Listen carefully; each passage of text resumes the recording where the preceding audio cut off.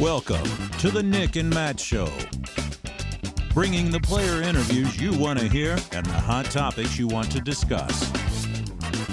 Recording live in studio, here's Nick and Matt. That's right, everybody. Episode 100. That is, and I'm no StatMando, but that's episode 100. Nick, we finally have arrived. We did. And man, your not being in your little like mirror room with the rolled up rug wherever you are sounds amazing. Oh, it sounds good. Yeah, it's like oh, sweet. That's weird. I don't know what anything different that I'm doing except for sitting in a different room. We got to hang curtains in your office. That's what it is. We got to hang curtains to deaden the echo. Is it echoey when I'm in Virginia? A little bit, yeah. I have a curtain that I can pull down every single day. I just don't because I like looking out at the street. We'll just hang blankets around the whole room. It'll be about amazing. that. Or we can just put a blanket over you. Just sit under your computer or whatever with a blanket on top of you. I'll get it done. All right, this is cool. Episode 100. So the crazy part is we don't really have anything like incredibly special like we would wanted to. A lot of this is coming together. I don't want to say last minute, but the way vacation schedules, tour schedules, Ben's camping, I'm camping, like everybody, Evan's out at DGLO, Nick's out, a lot of stuff going on. Yeah. It's amazing that we can even pull off a show with all this cool technology we have. But it's funny, this week, Evan and I are closer to each other than we normally are on the Nick and Matt show. So. Yell out the window. Oh yeah, let's pull a three up. Go three up, Ben. Yeah. So Evan's here from StatMando, everybody. He's out in DGLO land as well, Michigan. How's it going, Evan? It's going pretty good. I'm in the town of Novi, which actually stands for Northern 6, apparently, like N-O, then Roman numerals V-I. Wow. Cool little tidbit.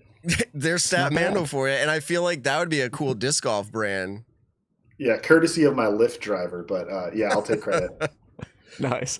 There you go. So the point is that I was trying to say, and I'm a man of few words. I mean, many words. We're going to do special, like we'll do like a in memory of episode 100 kind of thing, like a celebration of 100. But tonight is that actual 100th episode. And if you do the math on that, Evan, about how many years does that break out to? Generally. Well, like an episode a week? Yeah, that's what we're doing. Yeah. Yeah, like just short of 2 years. But we all know we've taken time off. Yeah. We're a little over 2 years now. So some weeks we've done 2 episodes in 1 week. Like this one. Yeah. I feel like we were just here. The difference is, everybody, we're recording on Friday evening, and that's not usual. Thank you to the chat who's getting in there. Nick, we've been getting up to like 300 in the chat lately, which is pretty cool for us. The live viewers are just a different breed, everybody. You're out there listening. We get about 10,000 people to listen every episode, but we get about 300 or so in the chat, and that's a different breed. We love the chat. But that's tonight, because it's a Friday and they're not used to this, Nick, we've got like 30 in there right now. Maybe we got to somehow promote it better, which I thought we actually did pretty well promoting it. So I was kind of surprised by it. People are excited, but let's do this. There's a chance, and I'm literally dangling this carrot. There's a chance Paul Mcbeth comes on the show later to say hi, possibly. But we have Chandler Kramer. You may recognize that name, not from Seinfeld, or Kramer, Cosmo Kramer. Seinfeld, yeah. But the European Open, the dude was on the lead card, the final round, incredible stuff. We're going to talk to him, find out a little bit about what he's doing. He's at DGLO. I don't know if he wants to come on the interview after it, where he's at now. He's, I think, 99th out of 115 or something like that. So, but we won't rub that in his face. We'll just have a conversation and see where it leads. All right. So everybody, we're really excited. We have a lot to talk about. In fact, before I pass this over to Evan, last week, Nick, apparently intern Ben looks at the chat, the comments now. He looks at the comments. He weeds out the ones that he thinks are good and bad, and he lets us know what's going on. And he's like, dude, people are really worked up. You didn't talk about European Open, yada, yada, yada, yada, yada. You talked about Nico, da, da, da. And my response to the group chat when that came up, thank you, Ben, by the way, for sending that over. Cool. My comment was like, no, we talked about the European Open for 15 minutes. We have StatMando on the show, the best in the game. I was like, that's a whole podcast for some shows. But because our show runs about 2 hours, people felt like, man, we really didn't give it enough light. So here's the deal. We heard you. Yeah. We're going to give you some cool stats that came out of it. In fact, let's go full screen on Evan. We've got the full StatMando crew and some of their slave labor. I mean, I don't know. Carl. Whoa. I'm just messing around. We pay Carl more than the founder. Oh, okay. So here's the deal. I wanted to welcome to the show the full, well, I have to be careful. I'll let you say it. The full StatMando team, the core team, and Carl. You'll have to introduce Carl for us. But here's the deal. We want you to go ahead and just introduce who you are maybe, and then also just start giving us cool things that came out of the European Open or any other cool storylines that we should be looking at going forward. And the floor is yours, Evan. Yeah, so quickly, we got the 3 founders. We got Hans right here. We got Dion, and then myself. Carl's one of our elite researchers. We got more of the team across the country. Not all of them can make it, but we're lucky enough to have Carl out with us. But yeah, the 3 founders and Carl. And I'll start it off with saying, European Open, we saw Paige Pierce take it down her 17th. She came back from behind. That was the first time she ever had a final round comeback in a major to get the win in her career. She's had 11 of those in Elite Series, but hasn't had it in a major. You could say more rounds that she just had the lead going in, but still an incredible moment for her. That also marked the largest comeback ever within 36 of the final holes. She was down 8 strokes to Evelina Salonen after round 2, clawed back, got the victory, sparking the biggest comeback. Largest comeback for her in 36 holes is what you're saying? No. Anyone. Okay. And that's any Elite Series or major event too. Nobody's come back from more strokes within the final 36 holes. Okay. Paige Pierce has actually come back from bigger, but that's in like a 7-round Worlds after having, first 1 or 2 bad rounds. Okay. So this is the deal. StatMando, introduce yourselves. Evan, go ahead and introduce who you're with, because I want people to know they know who you are, and they hear StatMando on our show every week, and they're like, "This is the whole reason I listen to the show. It's my favorite part." Like Matt and Nick, we can pass, but Evan, give us Evan StatMando. So, but I want everyone to know the whole team. Like you guys are all working on this from the beginning. Introduce each other or yourselves, and then we can get some more stats. Yeah, first of all, those comments are right. I agree. No, I'm kidding. But yeah, so Hans right here, he's from... I live in Texas. I'm from Montana. I'm a Montanan, but I live in Texas. Yep. And I handle like the tech side, really. So I don't do a lot of the stats like these guys, but I handle most of the tech stack. So. What got you interested? Were you interested in stats at all? Or are you just like, hey, I'm a guy who can do tech? Yeah, originally, the thing that I kind of came to the group when Dion posted on Twitter a couple of years ago to kind of what brought us together was more about like how people are performing in social media compared to their performance on the course, and are they getting paid enough relative to that? Kind of like we see with Kona, like, she does really well socially, and, that's a big part of the package for these players. It's not just their performance on the course. And so I was interested, are there people overpaid, underpaid? That's what brought me to the team. Okay. So are they underpaid? We're still working on that. We're still working on the more immediate stats. Let's ask this. Are you guys underpaid? We're happy. Okay. Yeah. Speak for yourself. No, I'm kidding. We're on the Nick and Matt show. This is good, man. Yeah, you've made it to the bottom. No, I'm kidding. All right. Introduce Dion to your left, I think, Evan. Yeah, so this is Dion. If you guys are longtime listeners of at least like 9 months, you would have seen Dion on the Nick and Matt show before myself. But go ahead, Dion. Oh, sure. Yeah, I've been disc golfing for close to 20 years. Grew up with Nate and Colin getting me into the game, Nate Sexton, and toured back in 2011, pre-YouTube era, so there's not a lot of coverage of me out there. But in the last 10 years, been working in the professional sector and finance and banking, started a family, and wanted to do something to get back into the sport and elevate the game. So having this team together and coming up with StatMando and doing stuff that's going to hopefully make the sport more engaging and better experience for the fans and better experience for the players and all the stakeholders. Sort of what we wanted to accomplish with StatMando. And do you like long walks on the beach? I actually prefer sunrises over sunset. All right, we'll keep that in mind. So And we'll get to Carl here in a minute. I just met Carl like pre-show, barely. But StatMando, you're private and you try to sell your services. Is that kind of the deal here? I mean, that's the business model, if you will. Yeah, we go out on the street corner, we wave a big sign, we say disc golf stats here, $5 a stat, and that's not a very popular business model, but you know, it gets the job done. Okay. Well, we thank you very much for loaning out Evan at such a steal. We'll keep him for as long as we can. Grandfather him in. But okay, introduce Carl to us, because this is actually a part of your success, I would imagine. You want to at least introduce someone like Carl. Yeah, absolutely. Carl, when did you first, I'd say, reach out to us, join our kind of community, and then kind of get tied into us? I think it was just before the beginning of this season, I started working with you guys. And basically what I'm doing nowadays is I'm primarily involved with the live broadcast, giving broadcasters stats during the broadcast, or for Jomez or GK Pro, just communicating that to the broadcasters.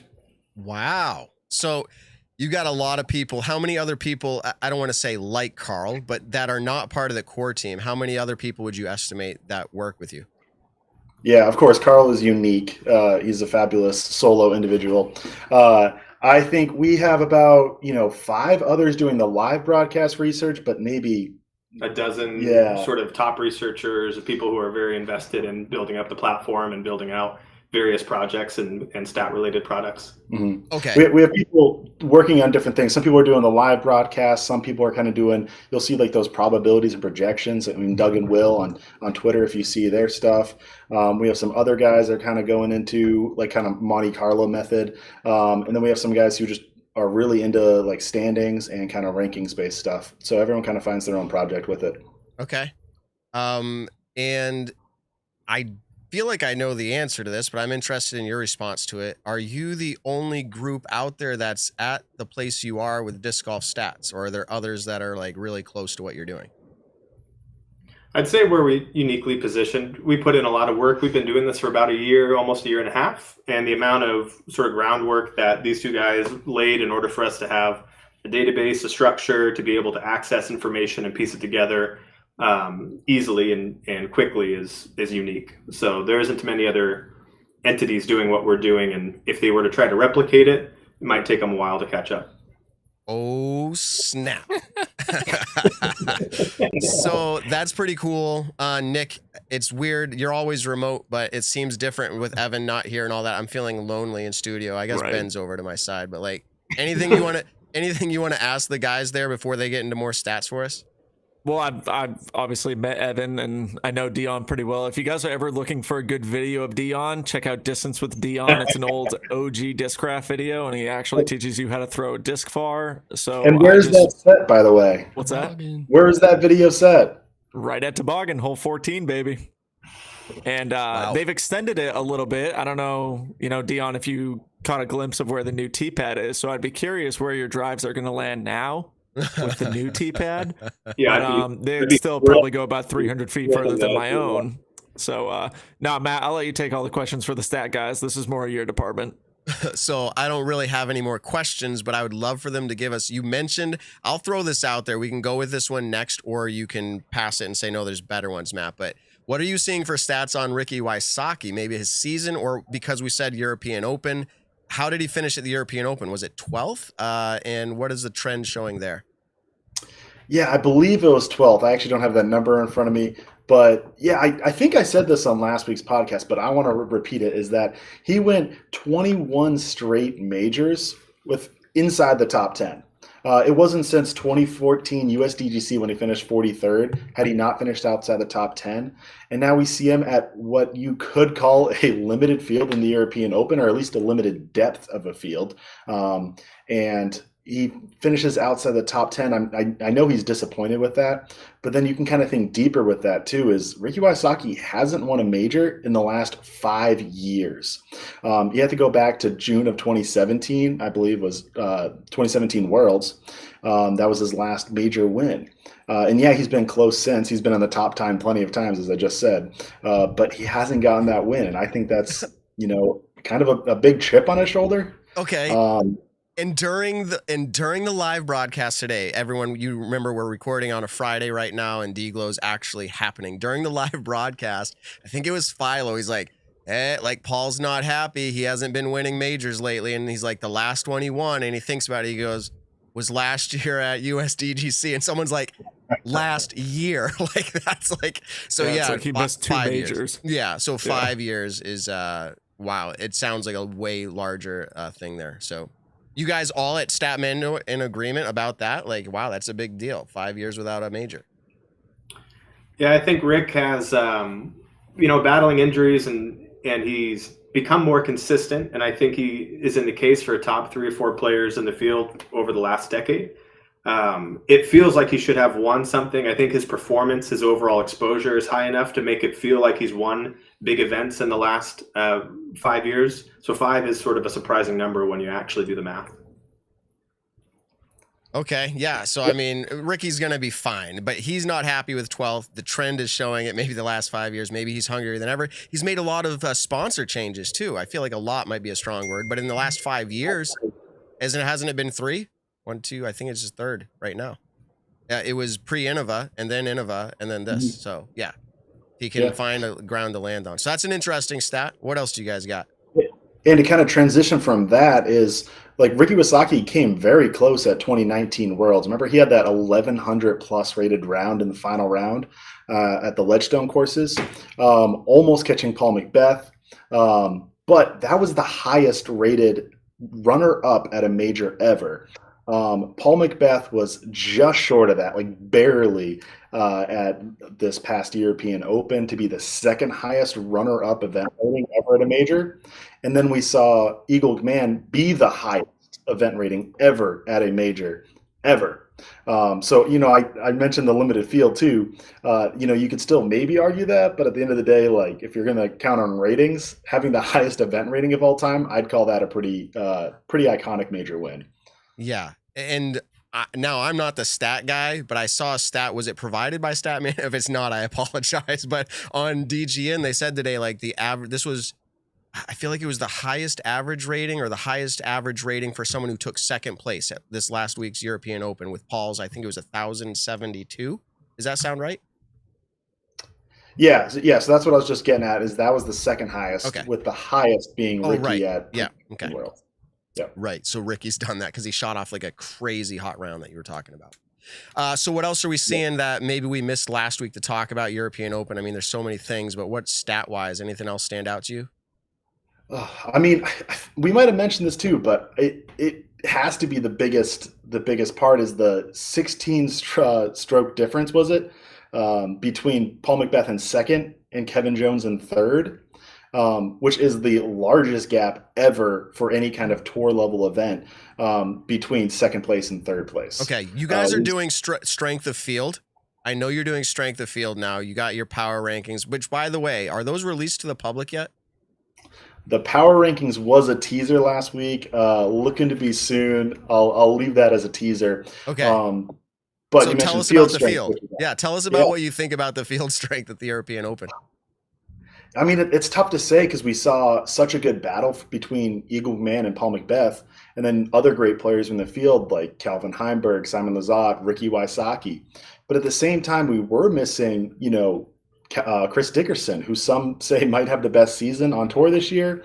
We were missing other players who have won elite events like Isaac Robinson, Gannon Burr, who hasn't won an elite event but has been one of the most dominant players this season and probably the best who hasn't won an elite series yet. He didn't make the trip over, and countless other of those very, very, very good tier, just below kind of the Paul and Eagles. A lot of that depth was out who could win on any given weekend. Okay. I see Hans over there typing away. He's looking up stats and feeding them to you right now. There's no way you know all this by yourself, Evan. Well, Hans, we'll just be hanging out, and Hans will just be coding and upgrading our site and doing cool things like that. Yeah, Hans is releasing the power rankings on the website now. Thank you for there, Matt. Exclusive on the Nick and Matt show. Yeah. Ben wants to push that button. Don't do it. Don't push it. Are you sure? Do not. I was gonna say Nick's gonna. Oh no! And now for a Nick and Matt Show exclusive. All right, I'm muting for a minute. Put Nick up. We gotta see his smiling face. Okay, there you go. So Nick, It is bully. I want to just get Literally Nick's reaction. Every comment that I've ever seen about that music is that it's literally the worst sound bit they've ever heard in any They podcast. absolutely love it, though. They love it. So, okay. Yeah. Okay, I'm going to chime in here. It's the second worst bit. I'm not going to say what the first one is because it's not even music. Yeah, it's StatMando. No, it's do. Oh, it's No, our Discura discussion. Oh, I got confused. Yes. My bad. That one had the highest Yeah, that's budget what I'm to going date. for. I mean, Ben asked a lot to do that one live. Exactly. So, Nick, just a quick reaction from you because we know that StatMando's hungry, and maybe you are too. But I'm starving. okay, he's starving. Strength of field. Did you think European Open was actually pretty light when you looked at it? Yeah, Definitely on the FPO side. What's that? So Evan I was thought responding too. I heard field strength and thought I was called on, but it's you, Nick. Go for it. I just Nice. wanted to see if Nick I'll raise agreed my with the hand next numbers. time, Evan. Thank you. Yeah, I just want to see if Nick agreed with the numbers that StatMando brought there. I mean, the eye test. What did you think, Nick?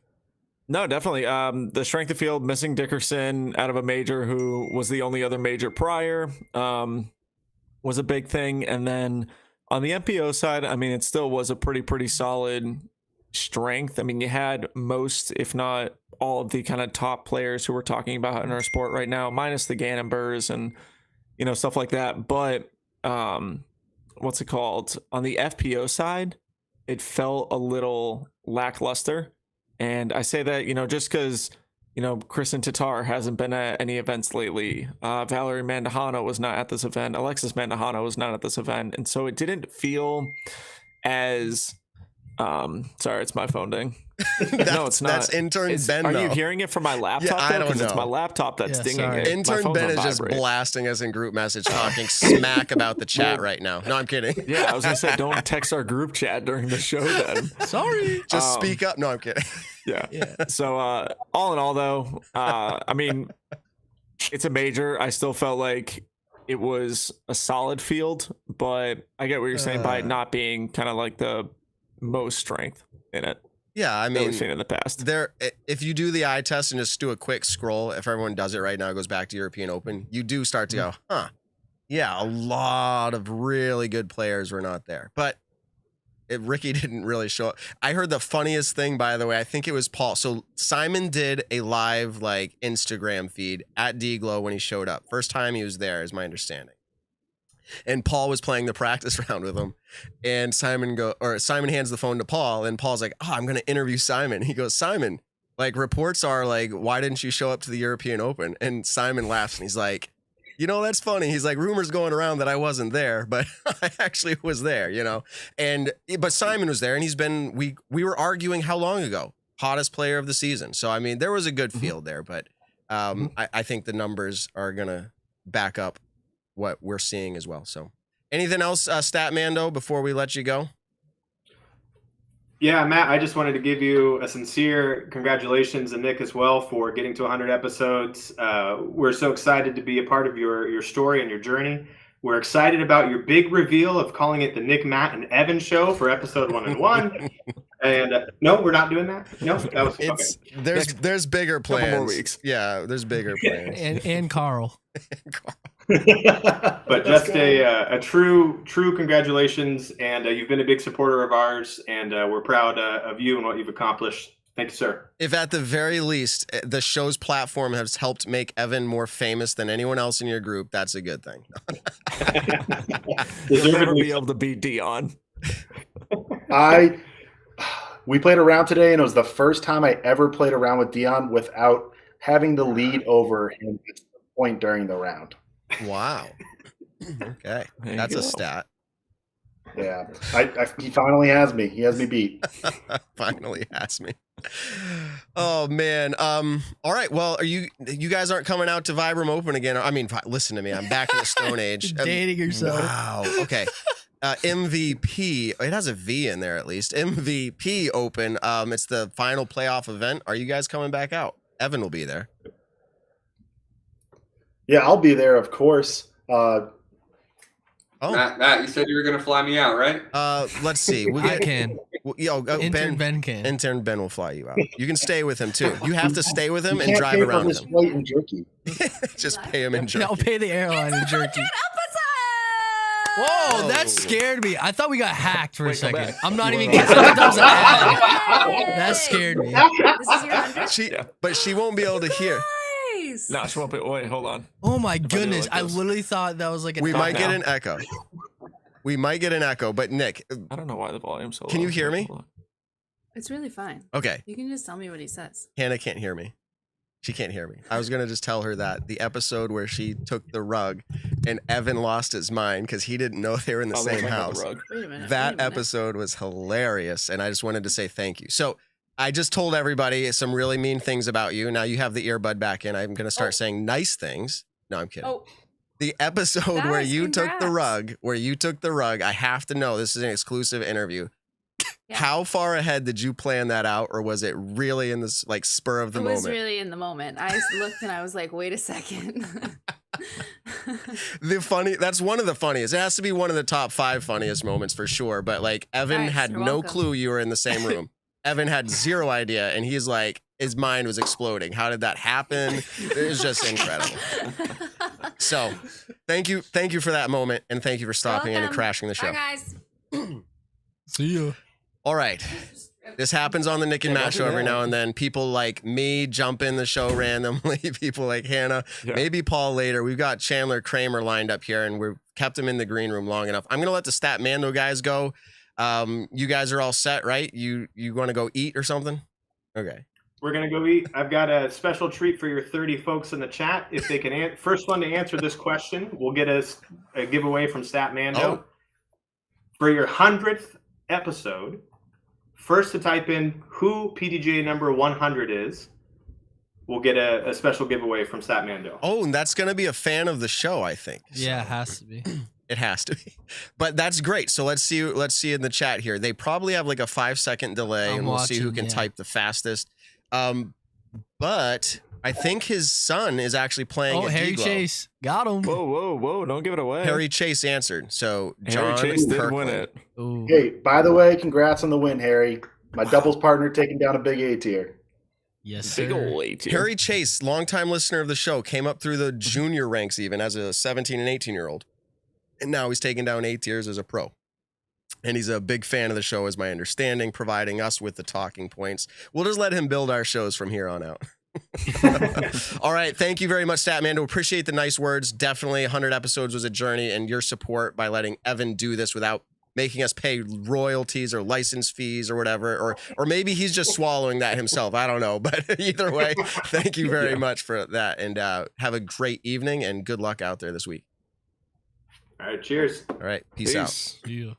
And bring back something good for Evan. I mean, he's hungry too. So I was gonna say, is Evan not going with them? No, is he's Evan not. going with us? he's not. I He's staying. I just waved, but I'm staying, so my bad on Wait, that. I didn't know Evan, Evan what was a staying. guy! What a guy! I just staying got on caught up for in the moment. show. I was just gonna go grab pizza with the guys, but Yeah. I mean, no, I'll stay here. With you how guys. far away are they going? Like an hour? Right there. Go get pizza Oh, if you yes. want. Hey, if you want to go get pizza, come back and like if we're gonna talk to Chandler for like the next 20 minutes. It's like a sit down place. All right. It's up to so you, man. Wow. It's up to Yeah. you. All right. All right. It's a little tough. Okay. I'll see if they can get me. There Okay. you go. Cool. All right, let's do it. We've made him sit in the green room long enough. We started a little bit later than we planned, and we're excited to have this conversation. I didn't know I'd have this conversation before last week, but now that things have happened and he's been in the limelight, if you will, of disc golf, we have to know more. So let's welcome to the show, Chandler Kramer, everybody. Welcome to the show. Hey guys, how's it going? Absolutely great. We saw you in the green room for a little bit. You saw how the Nick and Matt show goes. Sometimes Mcbeth's crash it, sometimes StatMando, the whole team's there. But we've got you on right now, and wow. All I can say is wow, it was a fun. The European Open was spectacular for a lot of reasons, but one of them being the storyline that came with you. First of all, congratulations, I think is in order for you. I mean, yeah, you want the win, but Thank you. fifth has to be pretty good, right? Fifth is really good. I'm very happy with that. I was trying to get third, but that last round I had a little few too many bogeys, but it is what it is. Fifth place is still really, really good. Yeah. No, definitely. So And tell you were us, right there. Yeah, you were right there in the third place pace too. Like you were just talking about, the last round was a little, but you were right there. It wasn't like, going for second place to where it was, 15, 16 strokes out, or maybe even more. Oh yeah, no. Second But place was completely out of reach. Like yeah, I knew that going in, but I was yeah, trying to go for third, and I ended up having I think like 9 birdies on the round, so it Mhm. definitely was possible. I just needed to play a little bit cleaner. yeah. Okay. Yeah. Oh well. So you've we're gonna get to a lot of this here. I mean, did you just say Yeah. oh well? Yeah, I said, oh well, Okay. So oh well, I didn't get third at the because European Open. I can't change it now. I can't go back and change No, it now. you can't. But I just find it amazing. We have to get to the whole story. I mean, you've been playing a little. What is it? 2 years, maybe? At this point, because I started playing at the beginning of 2020, so I think it's 2.5 years technically. Gee. Okay. PDGA tournaments I've been playing for about 2 years. Okay, so I've been playing about 15, and I've never been on the lead card of the European Open. And I've invested a fair amount of time. Maybe I'm just not good at disc golf, but I found it interesting to hear you say, like, oh, well. So here's what I have to ask. You've done something that, and maybe my numbers are off. Evan, I know you're sitting there, or you're that's fine. You're not on camera. I see him standing off camera looking on his phone.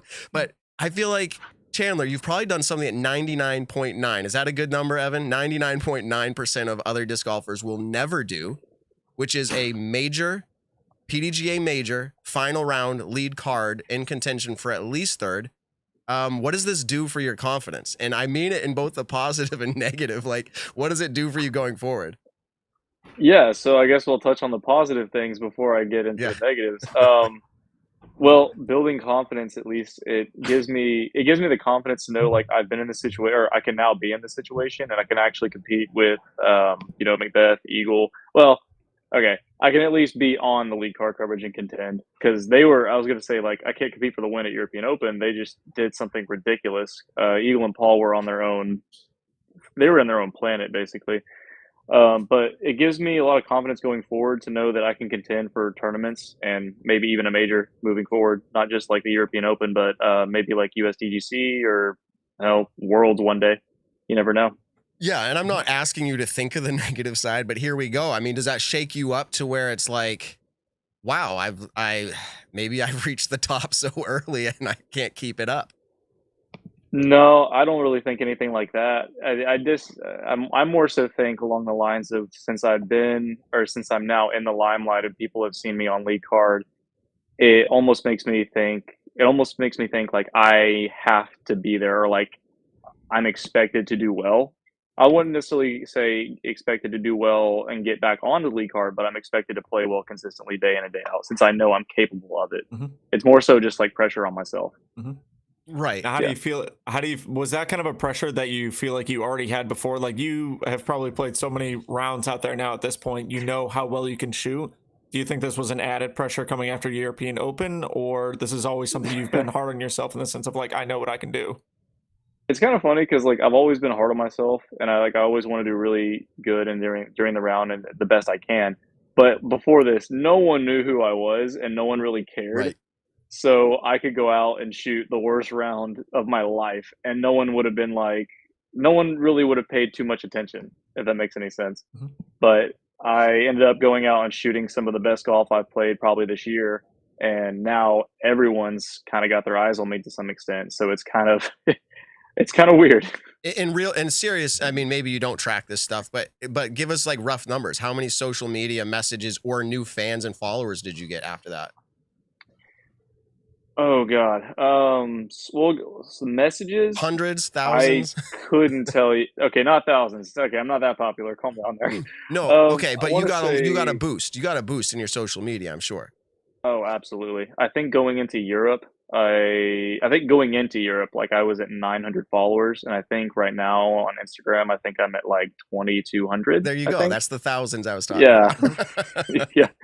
So I've gotten a few more followers Wow. since Europe, and I've gotten honestly more messages. Like I've gotten so many messages on whether it be Facebook or Instagram or like any other social media platform. Really, it's just nuts. Like a lot of people have either been like, we're either like rooting for you or like new fan, or a lot of people have actually told me like they're really inspired because they have the same play style in the sense that they throw only forehands. And they're like, before, like I felt kind of weird going out and, doing only forehands since, no one's really doing it. And they're like, knowing or seeing you out there is kind of giving me hope that I can maybe do that one day. Like, so it's been, all the messages have been really, really good. So.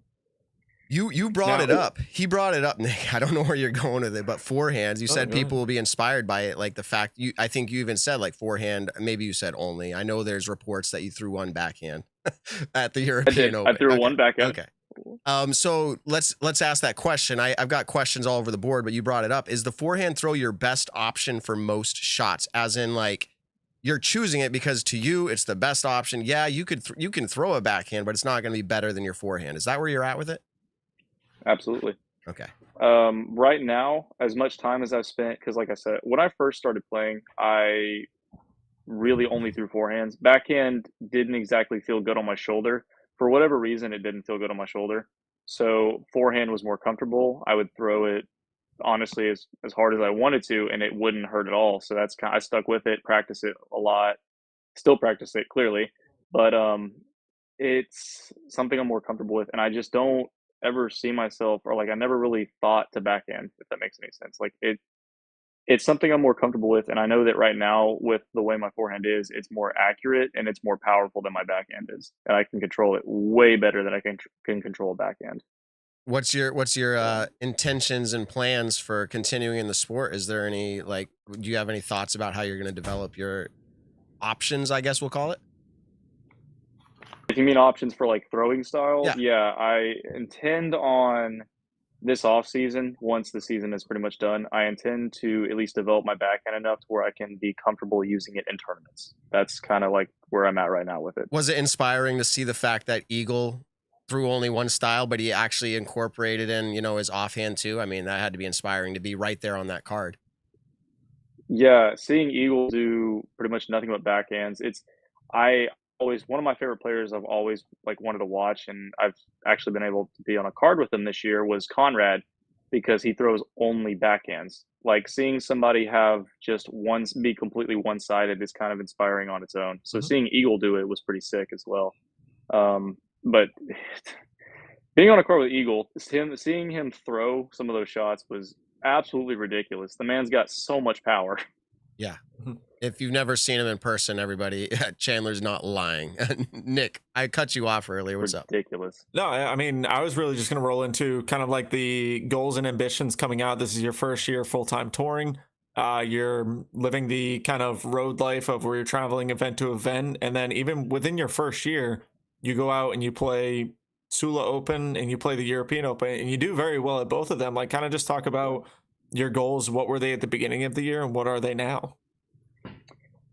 There were some goals because I being the first year on tour, I wasn't sure what to expect. I didn't want to give myself any expectations. I didn't want to be like, okay, I think I'm good enough to do this, this, and this. So I kind of just set a few goals that I think could have been obtainable. One of them was get on coverage. That was one of them. One of them was just cash at an event, which I've done that more than once. I think I've done it like a few times at least. And then one of them was actually get like a top 10, I think, at some event. And I actually got tied for 10th at Beaver State. So I was like, okay, cool. I had some longer term goals, like top 10 at a major, win an event or something like that. So I smashed a lot of my goals, honestly, but some of the long-term ones seem even more obtainable now, considering what happened at European Open. Mm-hmm. Cool. Yeah. And so European Open, let's just get to this before we figure out like how you were introduced to disc golf. How did it come to be that you saw the European Open? You're like, hey, I want to play that. I want to go to Europe. Let's go. Like, what did it take for you to get into the European Open? It got a little robotic there on your end, but I think I heard you. So what did it take to get into the European Open? Is that what was the question? Mm-hmm. Being right at the deadline as soon as the signups hit. Like that was because I wasn't sure if I was going to go over to Europe in general. I told myself, because I honestly wasn't sure, and if I was going to be back for another year on tour. This was going to be, I figured if I'm going to tour my first time on tour, like my first year, I'm going to do everything. So I decided to go to Europe, and it turned out to be just a very good deal. But when it came to signups for the European Open, there were so many spots already that were kind of like for everybody who was supposed to be in it. The year got canceled. So there's only so many left, and I had to be right on time for signups. Or at least that's pretty sure that's what I had to do. And I got in. So that was the hardest part about it. Was that just like a disc golf tourist thing? You're like, hey, I want to go play the European Open. Or did you actually think to yourself, like, I want to go? And I mean, it sounds stupid. Everyone wants to play and to win. But I mean, like in your mind, you're like, I'm going and I want to like try to win this thing. I had seen, so when I saw the coverage of it, I knew I wanted to at least go play it sometime before my career is over. When I actually got, I knew, I wasn't sure what to expect because the level of competition, it was going to be pretty high. I mean, it's a major, it's always going to be really high. But I thought that I could probably compete pretty well. And once I actually got there and I played the course, I knew I could compete at that course. A lot of, and it's kind of funny because like even though I threw only forehands, that course, in my opinion, set up really well for forehands. Huh. Okay. I mean, you killed it. I saw lines that I didn't know, you'd throw there, and it was impressive to watch. Absolutely. So let's go back a little bit further I think, is the PDGA, someone did an interview with you. You've probably been contacted a few different times for interviews. Just a few. Yeah. Thank you very much for jumping on here, by the way. We're really happy to get you. College competition in disc golf, collegiate disc golf was a thing for you. Did you jump right into that as you're like beginning to disc golf? And is that your first exposure to disc golf competition?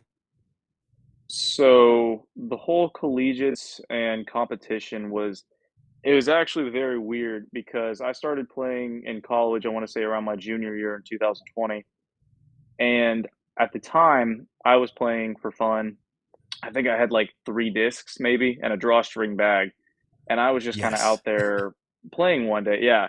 And I was out there playing one day and there was like a large group of like 5 to 8 guys. And I remember I was on hole 1 and I was just waiting on them. And they're like, oh, do you want to jump ahead? And they all kind of looked at me because, I have a drawstring bag. Yep. Usually when someone with a drawstring bag pulls up, they're like, okay, here we go. So I was like, yeah, I'll play real quick.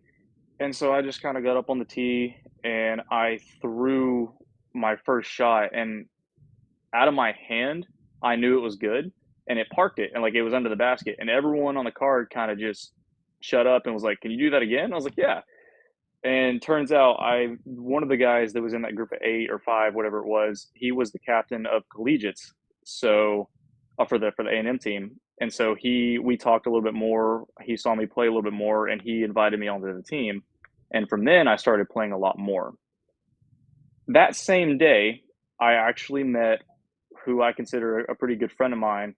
His name is Caleb Wilkins. And at the time, I think he's still a pro, but at the time he was like 1,000 rated pro. And that was the first 1,000 rated pro I ever met. He introduced me and essentially is the reason I'm playing for tournaments today. Without him, I would not be playing PDGA tournaments. Mm-hmm. Wow. So that's like Nick. He got on the lead card. He's like, thanks to my boy, Matt. Yeah. That was Nick. So Nick, by the way, I don't know if you guys have crossed paths out there at DGLO yet, but Nick's out there competing as well. Yeah. At DGLO, we haven't crossed paths yet, but actually the first, pro tour event that I went to this year, Chandler and I were on the first round at Waco together. Really? In the freezing cold. Nick, dude, he killed it. Are you kidding me? The man shot like 8 down in freezing cold weather. Wait, killed it. So you were on his card when he did that? Oh yeah. Wow. Yeah, it wasn't made up. I didn't cheat. He was there. He saw it. You're the first person to actually confirm that. No, I'm kidding. Yeah. No, but that's funny. No, that's mad. But that's funny. Everybody has to be that. Honest, to be honest, off the top of my head, I don't remember who else we played with. I can't think of it right now. Nick was in the zone. I'll be honest, I don't exactly remember either. I just know that. Oh, I do remember. I think we had another Chandler. Right? No, we didn't. Okay. I know we played with Jared Stoll though, one of the guys, because he was. Yeah. Yes. Evan's looking it up. No, he's not. I don't think Evan is. Yeah. I don't remember the 4th, but yeah, I remember Jared because I remember he threw a tomahawk over 17 on 17 and tapped in a par. Yeah. I was like, what is this man doing? And he just chunks it like straight in the water and then pitches up for a par. I was like, easiest par of my life. And I'm like, okay. Well, that's cool. I didn't know. I didn't know there was that Yeah, connection, okay. but I will say that you were mentioning your friend or your introducer to disc golf. That was Nick and me. When Nick made the lead card, he's like, I want to say thanks, people introducing me, and Matt's one of those guys. So everybody has that first time, and that's really cool that it worked out for you in this way, to get all this limelight, if you will. So a few other things here would be, you're on the lead card. Two things come up. Number one, let's start with the first one. Lone Star Discs is on your back, and it's wherever else it is, but it's right there. Tens of thousands of people are seeing it, and they're going Lone Star. And I have exposure to Lone Star a little bit. I actually got to meet them out at Junior and Master Worlds a few weeks ago in person. Hey, good to meet you.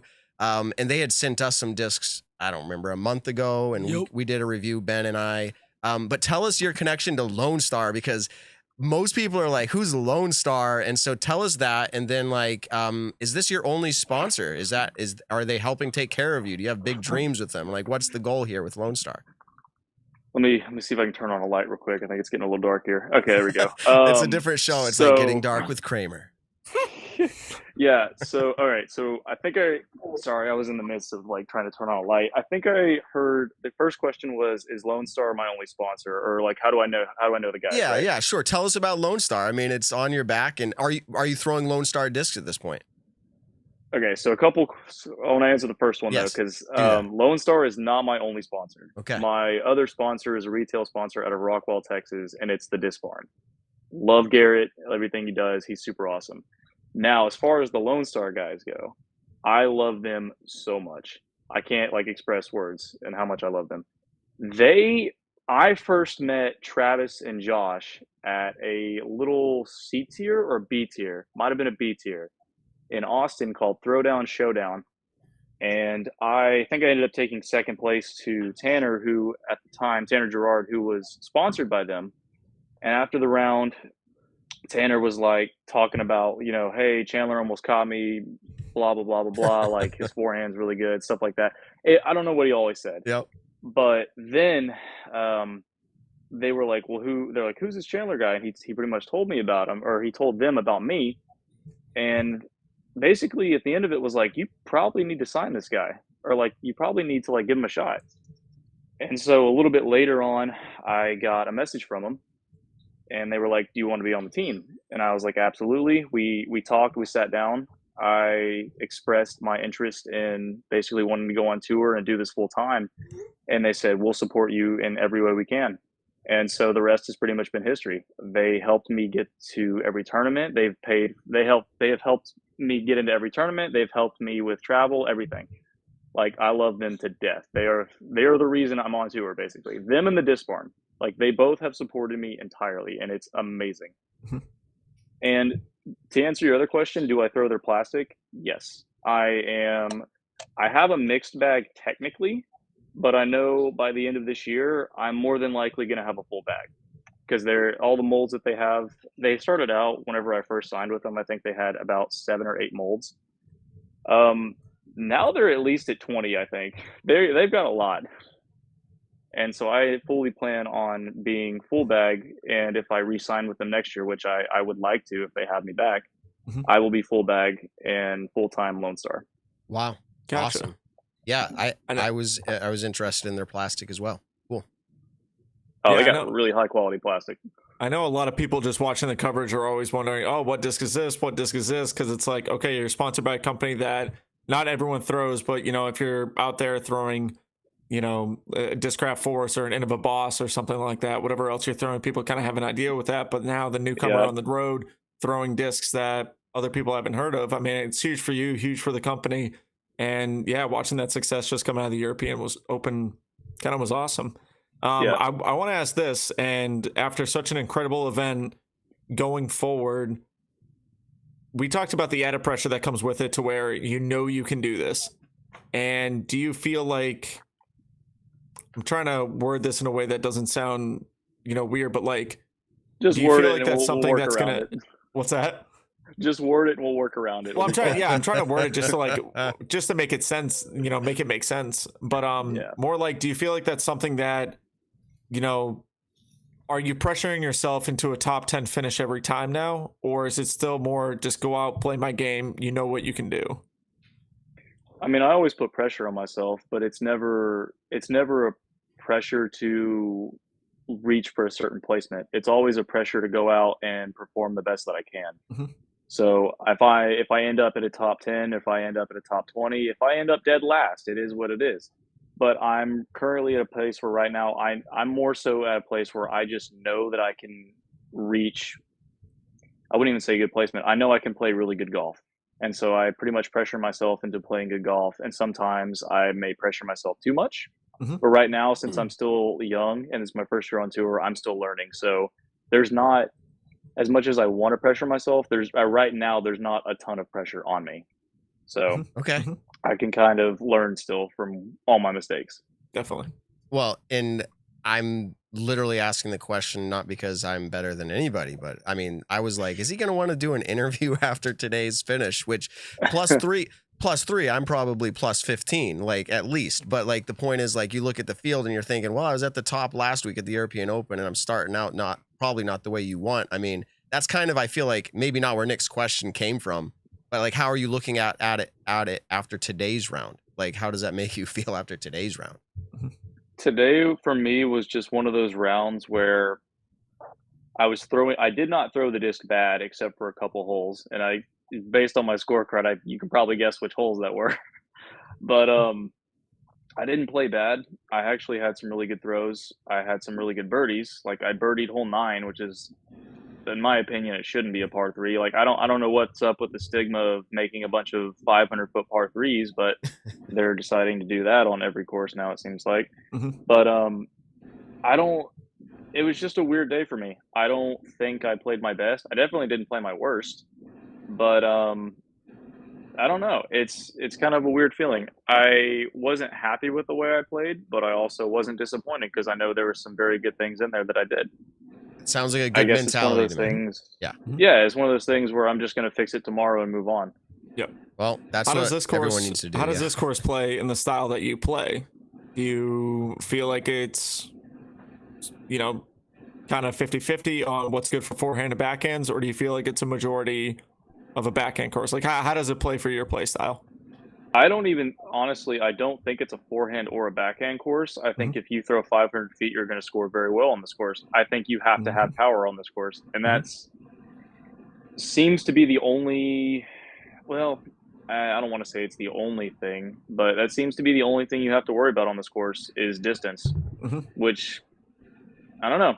I throw far, but after today and throwing a full power shot on every tee shot and almost every upshot, I don't throw that far. Yeah, I can tell you that. I hear you. It's just like, honestly, at the end of this, I'm just very glad that, gotta knock on some wood here, but after this, I'm hoping that I have no injuries, because I feel like a course like this, with how many full power shots I'm throwing, it could easily get hurt. I think I saw a couple people complaining about either their arm or their body was hurting, like they're actually injured from how much they're having to full power everything. Well, the hike and the elevation in and of itself, and then they extended holes that, you almost didn't feel like they needed to be extended. Like hole 14 here at Toboggan this year, from last year, they extended it back about 100 to 130 feet. And so now drives on 14, I watched AB throw a 585-foot drive, like we bushnelled it and everything. And he was just starting the upslope on that hole. And so it's like, that's a 585-foot drive. My best shots are going 420, 430 feet on like a golf shot, and that's me perfectly throwing a golf shot to the point where like that hole is unreachable for me.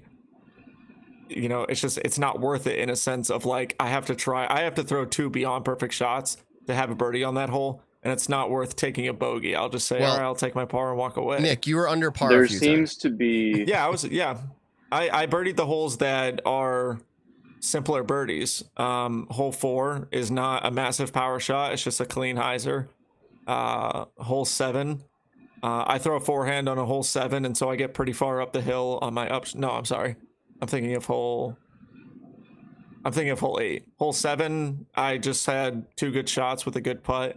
And then, but it's same thing. It's not, I don't have to throw 500 feet on those holes. If you can throw 500 feet, makes a whole lot easier on those ones. But the back nine, definitely, they made so many changes this year to the back nine where, you know, throwing hole 10 up the hill probably plays what feels like 1,000 feet going uphill the whole time. I threw two. That hole is ridiculous. I threw two really good uphill shots, and I had a 45 footer just straight uphill in a headwind to where like that's a tough putt to hit.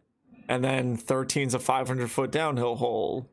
Hole 11 is a 500 foot downhill hole. Hole 12 is a 450 foot uphill hole. It's just I'm hearing power is something that is becoming more and more of a premium on the tour. Yeah. But I'll say this, and so a lot of people whose scores I was noticing today, there are an insane amount of people with how this course plays who putted 0% from circle 2. And the reason being is, you know, every single one of these holes has some sort of elevation on it. A lot of times the elevation works in the favor of you have an uphill putt more towards the end of it.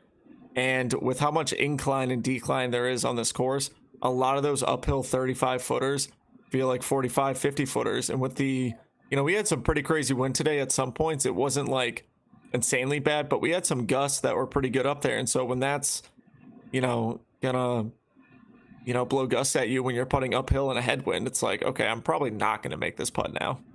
Yep. Okay.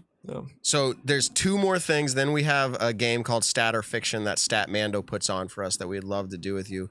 But the first question is just generally, what is your response to people that were talking about your apparel selection for the European Open or just disc golf in general? It made a conversation, at least in the social media world. Do you have any response to any of that? Your thoughts on it, what the dress code is or is not, or to you, whatever that is? So that's a good question. So first off, I'm going to say this. It is my choice to wear what I wear. I've always been very comfortable wearing some kind of dry fit shirt. So I basically treat it like a jersey. So as far as the comments go on social media, I actually saw a post. There was a Facebook debate group, I think. It was a disc golf debate group. And one of them was, I know it was very clear who he was talking about, but it said something along the lines of PDGA should have stricter guidelines. I don't want to see a guy playing in a t-shirt and shorts or something, right? So, I don't usually comment on stuff, but I commented on that one. So I went to the PDGA dress code, screenshotted it, circled the little thing, and I said, hey, turns out that person was completely in the dress code regulations and there was no issue at all. So basically my response is, if I'm not in any violation at all, and so I'm going to keep wearing what I'm wearing. If they change the rules, if they change the dress code, then I'll change. It's as simple as that. But since I am not in violation, what I'm wearing is comfortable, what I'm always worn, so I don't feel the need to change it right now. I'm sorry it doesn't appeal to certain people. Yeah, I was just going to ask, what do you think it is that didn't appeal to people? Like, because we don't see that every week. Is it the fact that you were new? Or do you think it's actually something that stands out? I mean, I guess it does in some sense. It's probably the fact that I was in the spotlight, because I know that there are other people that will occasionally or sometimes wear dry fit shirts like I do. And it seems like no one really pays attention or doesn't really care. I think it was just because I was in the spotlight on lead card at a major. I think that might be the only reason why. Well, Lone Star got a lot of publicity, and I'm sure you're thinking about re-upping your contract at some point with Lone Star. So I hope you have some renegotiation clause in there, because they're like, this is amazing. Anyways. Well, I'm sure we'll be probably talking after the end of the season. Yeah. So there was that, and I forget what the other one was going to be, but let's go ahead, Nick. I have one last question, and make it brief, because the disc golf world has spent so much time talking about Nick. it. Thank you. But you were on the card with the Nikola Kasher incident. Oh God. Okay. Say as little or as much as you want. And my question to you, and let me finish it with this. My question to you, just what was it like? Okay. I'll try and keep this as brief as possible. Yes, thank Totally you. fine. So let's start with this. Jeff Jaqua was the one that was following our card the entire round. Okay. So a lot of people thought that they were targeting Nico. Like that's not true, or at least not that I'm aware of. Nico got warned on hole 7 on his upshot. I got warned on hole 11 on my tee shot. And a lot of people don't seem to know that or realize that because they thought that Nico was the only one that got warned. On hole 18, he went overtime again, except that time it wasn't Jeff Jaqua. It was, I forget his name, and I hate to butcher it. Mate so I won't say it, or but something. It was one of the Mate from the European side was with us, and he was doing exactly what Jeff did, which was on every throw and every putt. For all of us, he was doing time to make sure we didn't go over. It was a PJ rule. That's simple as that. Nico went overtime. And I actually asked Mate like when he was starting, and he was being very generous about when he started. He wasn't really starting until we were pretty much lining up our shot, or at least we were certain, and we were, pretty much lining up our shot. Anyway, Nico went overtime again on 18. You saw the whole thing happen. For me, I was honestly very annoyed because I was shooting, I think at the time I was 10 down, and I finished at 10 down, but I had one upshot to go, and I was the next one that had to throw. And so while that's going on, I'm sitting there trying to line up my shot, trying to tune everything out, and it's a little hard when somebody is basically in somebody else's face screaming and kind of yelling, and I don't know, it was annoying. So I know the camera didn't catch it, but I pretty much waited for a minute to see if it was going to die down. It didn't. And then I pretty much turned, and because at this point, I also didn't know if I was getting timed from the official or not, even though I assumed he wasn't because he probably had somebody else in his face, Nico. And I kind of just waited, and I looked over there and I said, "Are we done? Are we good?" And then Nico didn't say anything to me. He just kind of looked at the official, stopped, turned. I threw my shot out of bounds. Thanks for that. And then as soon as that happened, he turned back around and went right back at him. And so I'm just like, it was very annoying and frustrating, and it didn't stop until even after the round, from what I understand, it kept going. So I just, as somebody who is on the card, and I want to make a point about this. That's kind of the reason why some people don't ever want to call time violations. Not even just on Nico, on anybody, because it can ruin the mood of the card instantly. And I'm glad it was on hole 18, because if it was during like the middle of the round, there's no way I would have been able to finish and play the way I played. More than likely. And I'm not expecting, here's another thing. It's self-officiated. I mean, you could have, if you were really upset, you could be like, courtesy violation. And then as soon as he starts going off again, courtesy again, and you start stroking him.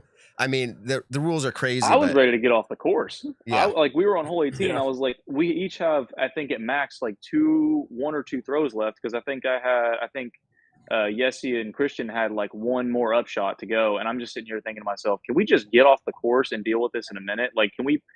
Okay. God. Well, thank you very much. Yeah. Thank you very much for that. I mean, that was interesting. And in fact, go ahead. I see your finger up. Go ahead. Side note. So on the interview I had for DGLO, people thought I was taking, I don't know how people really like to get upset about anything.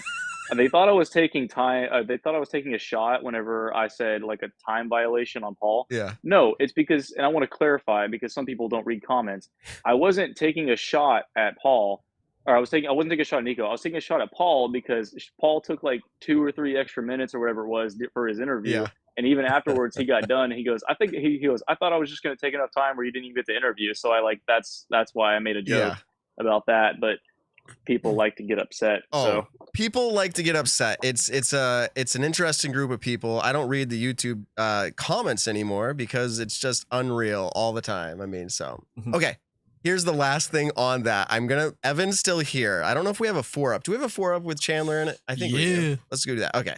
So Evan here from StatMando. You probably heard him when you got in the green room. Evan did a little tweet at some point during the event that said, it's crazy how we only saw this Nico situation because Chandler Kramer was on fire. I doubt this gets talked about much by word of mouth. Some goofy blonde guy in gym shorts who only throws forehand is the one reason we see punishment to Nico's antics. This is wild. And then you respond and you said, so many people told me about that. And it was funny because Evan's on our show and we loved it. It was a great time. So Evan was all in good fun, I'm sure. But what do you think? That was pretty funny? Not funny. So, that was the first tweet I think I've had in like a year and a half or 2 years. For the record, I want to go ahead and clarify that. That's so good. I had people hitting me up through text message, and then one dude just screenshotted the text and sent it to me, and I was like, I got to go find this tweet now.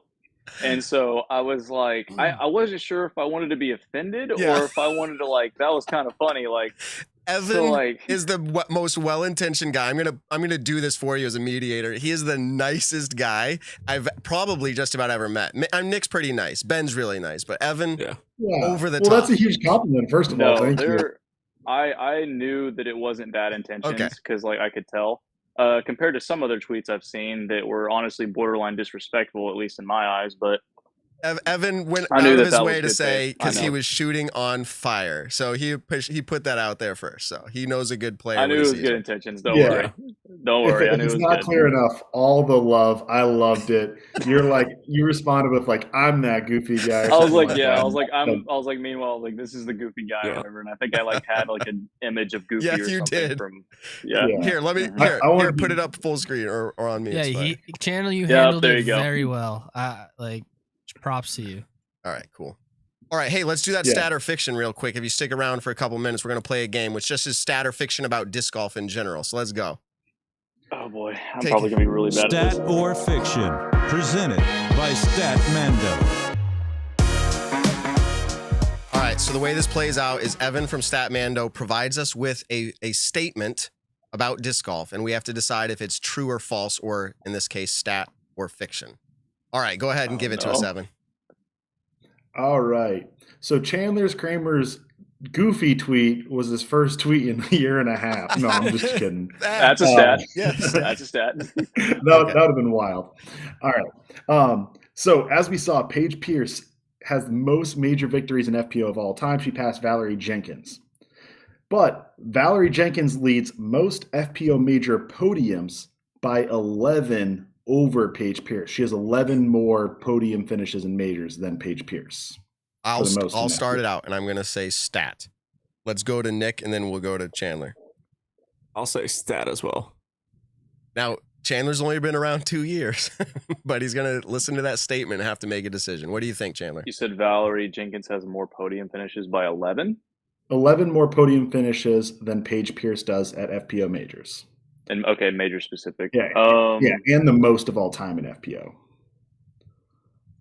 I'm gonna go with the stat. All right, none of us are pulling away here, but let's see if we got it right. All right, you guys were quick with that. That is a stat. Wow. Valerie Jenkins has 39 major podiums in her career. Paige Pierce just picked up her 28th.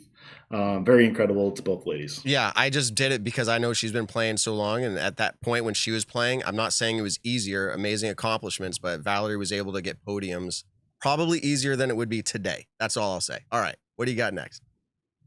All right. Ricky Wysocki has a higher major podium percentage than Paul Mcbeth. Say that one more time. Ricky Wysocki has a higher major podium percentage than Paul Mcbeth. I'm not going first. Nick, you're first. The amount of times he makes podium I divided by fiction as well. Chandler, that's fiction. We're all going fiction.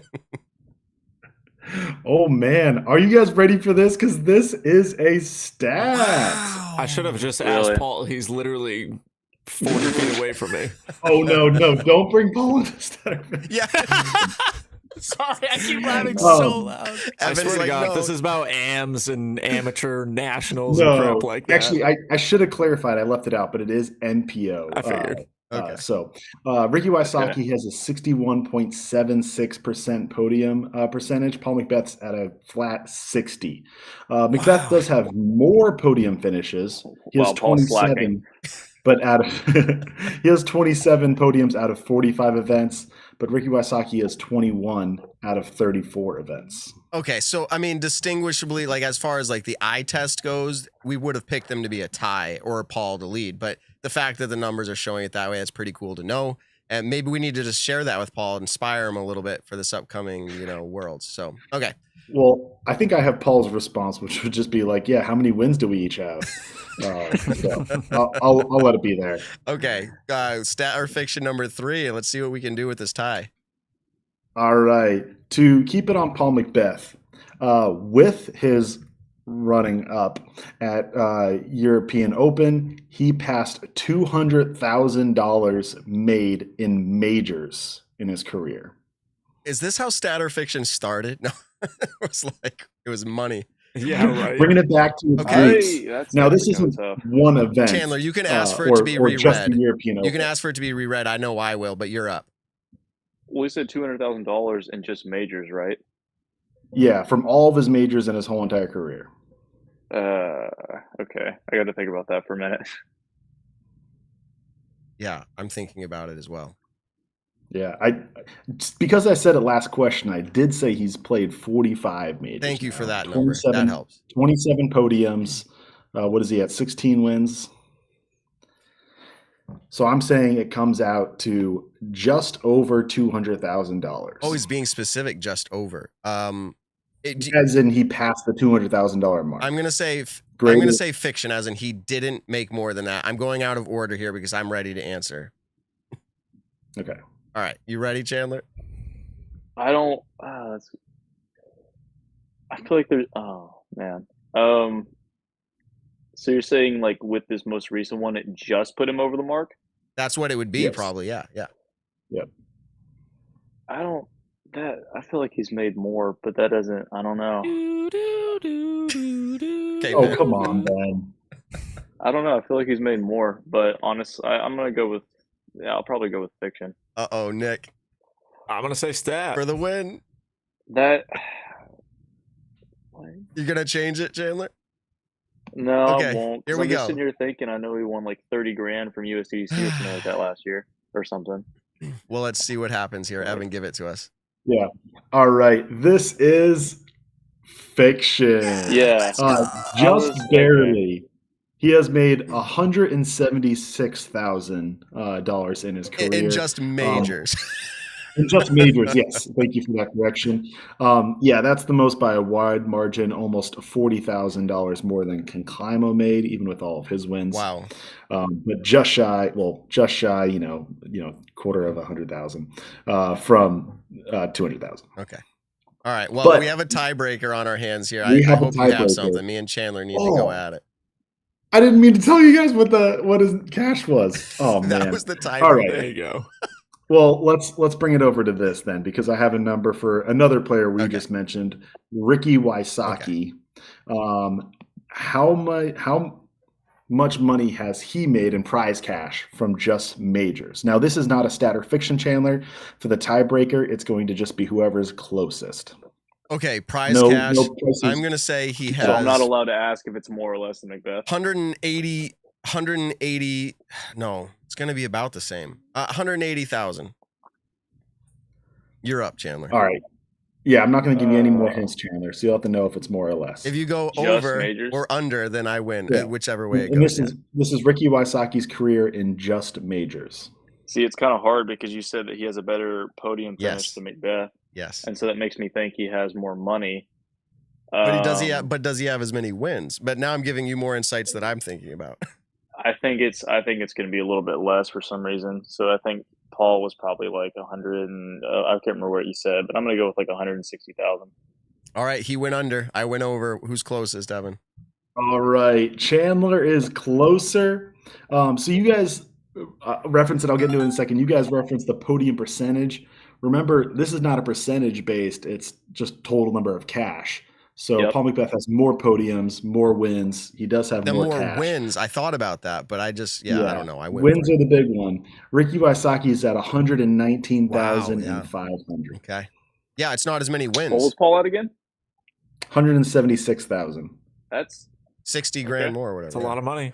Yeah, bit of a that's a drastic difference. Okay, so Chandler wins, our guest of the show. Congratulations, winning Stat or Fiction. He came into this being like, I don't know, but he I thought I takes was it going to down. lose for sure. No, you're good. Hey, let's go back to 4UP real quick. Cool, he did that. That was quick. That's why I hired Ben to do this. I already did it. It was already feed him jerky. Thank you. All right. Vegan jerky. I just got 2 bags of jerky today, actually. Teddy nailing.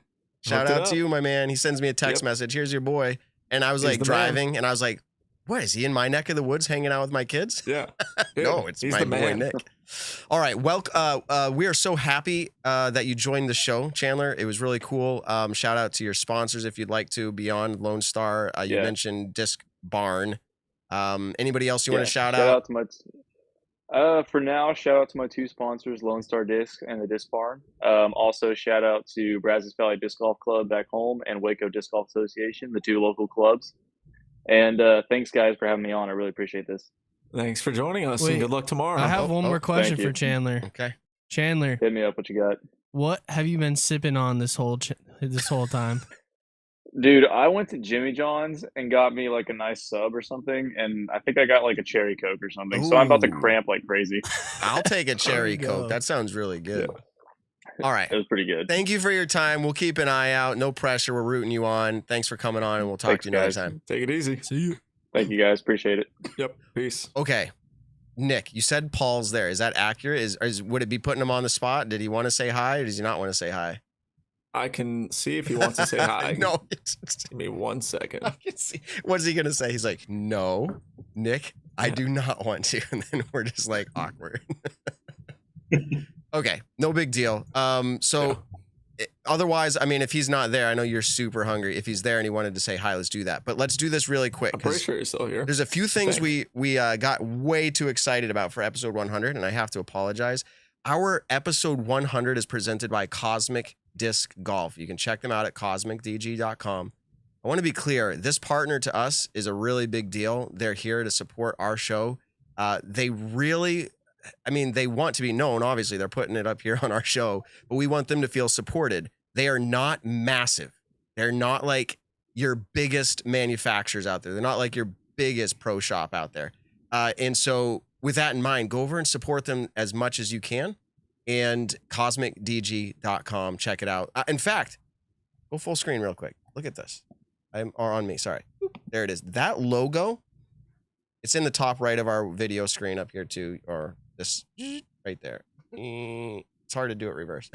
CosmicDiscGolf.com, everybody. Thank you very much for that. Okay.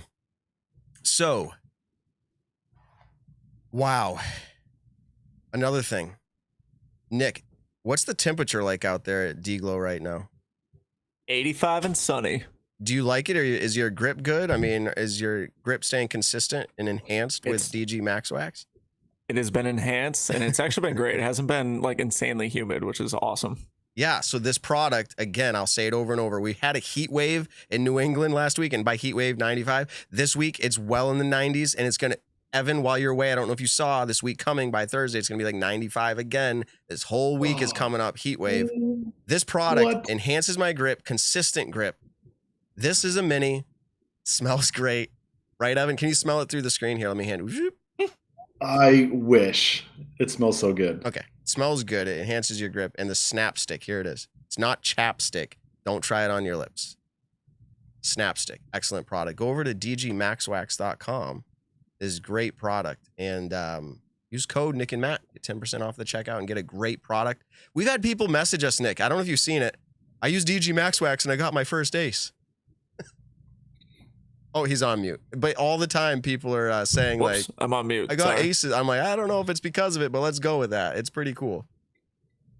So I would love to get an ace with DG Max Wax on. I haven't got an ace in a hot minute. Okay. I could totally use one this weekend. We'll do an ace challenge if and when you come back up to New England. So, all right. I'm down with that. I'll smoke you guys. I know you probably will. Don't bring your friend Mcbeth either. Yeah. Who's that? Yeah, who's that? So Nick's super hungry. Are we about to let you go, Nick? I am. Yes, I'm actually going to peace out. Okay. We might try to... no. We got to get food, and then... We're done. All that. Anyways. Well, yeah. Evan and I will hang out for just a little bit. Ben too, but I do want to be very clear a few things. I said this in the beginning. but we are not doing an episode like on Monday following DGLO. So if you're hearing this now and it's, not following DGLO, we're not doing one following DGLO, unfortunately. Yes. So after today's round, Nick, I hate to do this to you. Pick who you think's going to win after you've seen today's round. Paul. My boy, Paul Mcbeth. Yeah, and I think that's not a bad pick. But the way Kyle Klein plays this course, it's going to be tough to keep up, I think. So exactly. He's on the revenge tour right now. Yeah, we're going to leave our picks right Kyle now. Played awesome. It's hard to pick ahead like this anyways, and then people listen to it after and they're laughing at our picks. So, Paul, Katrina Allen. Those are my picks. I will go Paige over Katrina for you on that one. All right. And sounds good. It's hard to pick anybody over Paul on this one. So I think I'm going to go Paul too. But my second pick would be Kyle Klein. But that's just me being lazy. So. All right, we'll let you go, Nick, and I'll hang out with folks. I'll hang out with Evan for just a little bit here, and we'll close it out. Take it easy. I'll try to jump back in the chat if I can. Yeah, hold it down. Right. Thanks. Peace. Bye. All right, so now Nick's screen is blank. That's fine if you want, or you can just go full screen on us, Ben. Yeah. Okay. So Evan, thanks for bringing all that you did there. You're walking up and down the hill. Did you? I mean, assuming you did. Were you following a card today at DGLO? Yeah, I followed the feature women, and then I was beat, and we kind of decided ahead of time we would do the women day 1, and then the men lead to day 2, and then both day 3. I don't know if that's going to happen. Okay. I honestly, my ankle's kind of burning just because you're walking on so many slopes. Oh man. What would you do for Does this Nick right have now? some right now? I was just going to say, what would you do for that right now? I'm assuming you forgot to bring it because you didn't think ahead to what those hills would do to you. I didn't think ahead. So You're here's right. what we're talking about, Does Nick everybody. have some? We're talking about Hempfield Botanicals. Hempfield Botanicals. By the way, every time I talk about a product on this show, there's a few reasons for it. We want to support local disc golf. Okay. We also want to support those who support disc golf. If you have a product that you're already using, considering using Hempfield Botanicals. 1, because they like disc golf. 2, because it's a great product. Evan, what would you do for the feeling of this muscle recovery right now? Yeah, that's what I'm about. Oh man, I'm not gonna walk anywhere because that'd be so painful to get there before I could do it. But maybe I don't know, meet Nick in the parking lot and exchange some goods. Meet up with Nick. He's like, I got some, bro. We're gonna trade some CBD products in the parking lot. Yeah, right. But after this, I'm taking a cold shower, like one-footed, gonna lean on my left foot instead, and hopefully that does it. But I wish I had that instead because that'd be so much easier. Yeah, and I think you'll remember next time you travel. But I will. In fact, I'm traveling this week, and I'm going to go out to Lake Tahoe for a week of training. And while I'm out there, you'd better believe I'm hitting up a disc golf course or 2 because I'm in training all day, every day. But I'm going to make it out in the evenings and try to get in a round. Simon told me a few of the best ones out there because he was just there. And he said it's one of the most beautiful places like he's ever been to in the world. And I'm kind of excited to go training there. And my point is, I am going to bring this because now you just reminded me you'll miss it if you don't have it. So hempfieldbotanicals.com. Super easy, right? Hempfield Botanicals and .com, and use code Nick and Matt and you get 20% off. That's a lot for a CBD product. So go do that. We're really happy with their support for us. You go support them, use the code, and they'll know that we're working together for disc golf. So that's awesome. To hop in now is I went to LVC earlier this year, Las Vegas Challenge.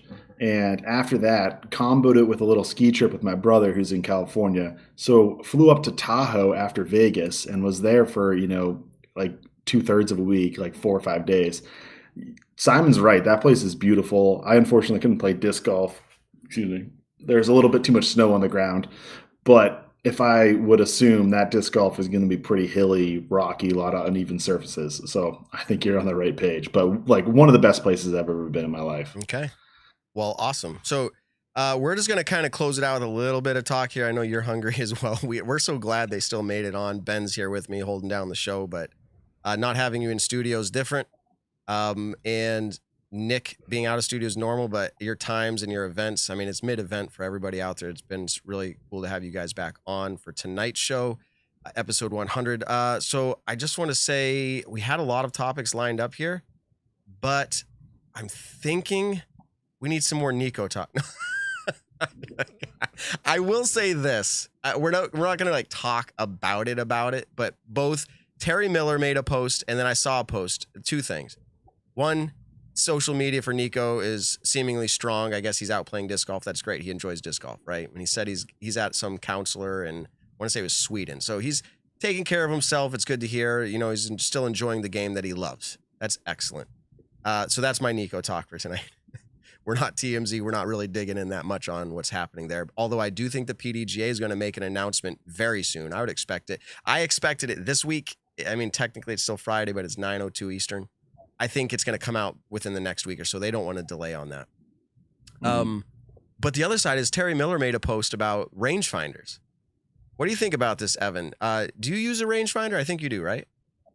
Yeah, I use one of the Bushnell rangefinders, and we talk about it a lot, but Meadowbrook has a lot of open shots, so I have trouble kind of gauging that kind of in between like 275 to like 350, like all that within that range. It's really good to get it down within 20 feet. So I personally enjoy it.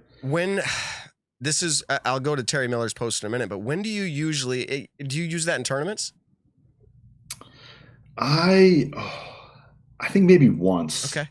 Not often, but I mean, also a lot of our tournaments are in the woods where you have a tee sign, and then after that, it's kind of an upshot. Well, I've seen people range find the basket from Circle's Edge once to see if it was outside, and I'm like, I don't know if you could actually do that. But anyways, my point with this is Terry made a post. He's like, hey, I'm all for rangefinders, and I'm just paraphrasing this, but like, do it within your 30 seconds. It's a rule right now, and the PDGA is like really trying to start cracking down on this.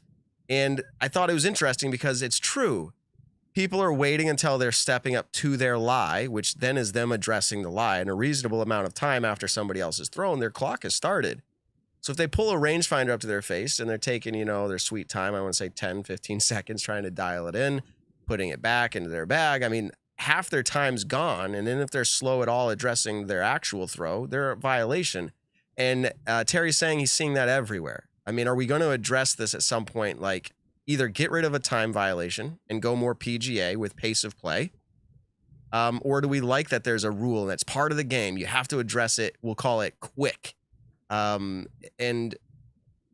I saw people being like, just use the rangefinder before you address your lie and just deduct the distance that you're away from it. So while somebody else is throwing, use your rangefinder and figure it out. But what do you think about that? This is a short topic here. We don't need to go crazy on it, but do you like the idea of just making a pace of play rule, getting rid of a time thing and just saying pace of play? You can get warned and penalized if you're not keeping a good pace. Or do you like the fact that there's a timer? Like, what's your thought on that? I personally think it's probably best to have a timer. I'm not super well aligned with the rules of traditional golf and the differences between maybe PGA and like a local tournament. Whereas in disc golf, kind of everything's under the PDGA umbrella currently. So I think Terry Miller's point too obviously comes from the pro side, but when PDGA makes rules, they got to think of everyone. And I think if you went to a more vague kind of just pace of play, it would be a little bit worse off on your amateur ranks or in your local pro tournaments. But if that was something where there's a difference between the amateurs and local tournaments compared to the pro tour, I think that makes sense. But to kind of address the rangefinders, I agree with what you said and kind of your end point, which is it's pretty easy to, if you're kind of 30 feet away from your disc, just hitting it there while you're waiting, find out, okay, yeah, I'm 350. So now when I step up on my disc, I'm 320. I think that kind of basic math, I'm not trying to be all StatMando here, but I think that kind of basic math, a lot of people could do, and that's okay. Some of us just don't have that skill, like we're not StatMando. Right. Yeah. But like there's always a lot of talk about how it's a skill of like depth perception. And I mean, maybe I say this because my depth perception's terrible. I'm so bad at kind of gauging those distance on my own. But I think just with the way the courses are constantly changing, I mean, think about this DGLO course, how many changes there were, and players are coming back from Europe. They don't really have adequate time to practice it, that a rangefinder can cut down on a lot of that. So I think, in caddy books, they're getting better every single year, but they're still not in depth enough that it says where each landing zone is and how far they are away from the pin and the tee and all that information. So I think rangefinders are still very helpful. I love the tool. I don't use it. I have one that I don't use. But I love the tool because in my head, I'm like, man, it is an advantage because like you said, like I know how far I can throw my Comet. If I rip, this is my arm, everybody.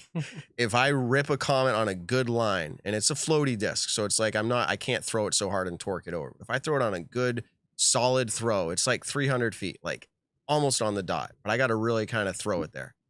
And I go, hey, if that's 260, like I don't have to throw it as hard. Or if I see it's 300, I'm like, dude, you got to throw this Comet as hard as you can, just about, right?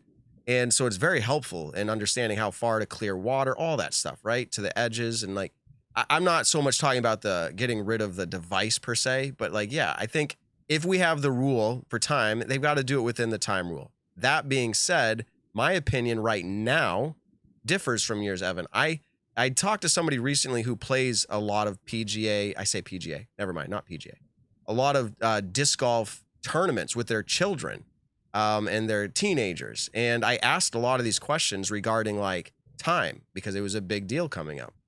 And they said, I was like pressing them and they were like, time. Like, no, there's no time regulation for like how fast we have to hit a ball or like when we have to. They said there's time if you lost a ball, just like the PDGA, there's 3-minute timer. They have the same timer for a lost to keep that pace moving, but not for actually addressing your lie. I think it comes down to a pace of play. And that's it. Again, if the group is not holding anybody up, then I kind of feel like if it's not holding anybody up, then there should be no warnings.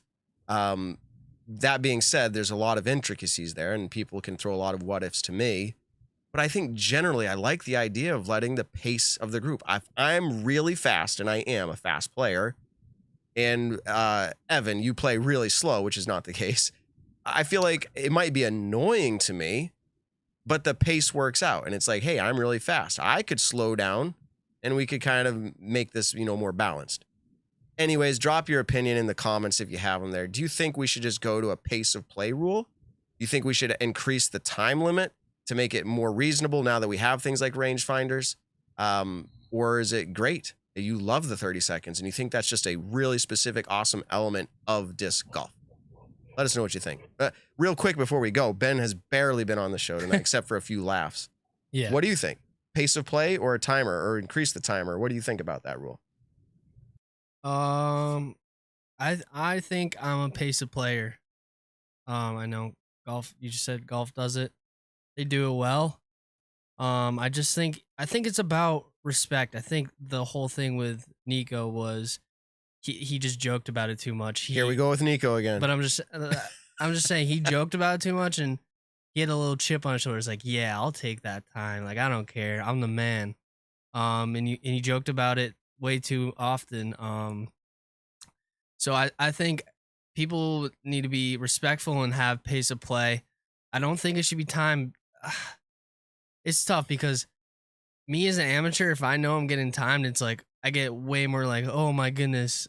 But I don't know how pros react to that. But I think they should take as much time in a respectful way that they can to get the best shot they possibly can without feeling the need to be timed. And if that pace of play is normally like 20 seconds per shot, and if people can go over a little bit, that's fine. But I think that'll just make everything a lot more easier for people not to call, and it'd be awkward. Like Chandler was saying, the reason you don't call is because it ruins the vibe of the card in your round.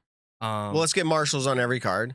And then I just thought up, and obviously I'm being I'm being a little bit of facetious when I say that. I mean, we've talked that out. What's the actual logistics of getting a marshal or official on every card? It's coming. I think it will come. I think it will, for sure. But I just thought through the pace of play thing. Evan, what do you think about this? I think someone in the chat said this, but everybody's pace of play is different. So if you do take really long, Evan, and I'm fast, but we're still too slow and a group's catching us and a marshal or official's like, hey, you're going too slow, this is a warning. I look at you and I'm like, come on, Evan, you're making it bad for all of us, right? So then it still creates that vibe. I mean, do you see that as a problem too with my quote unquote argument?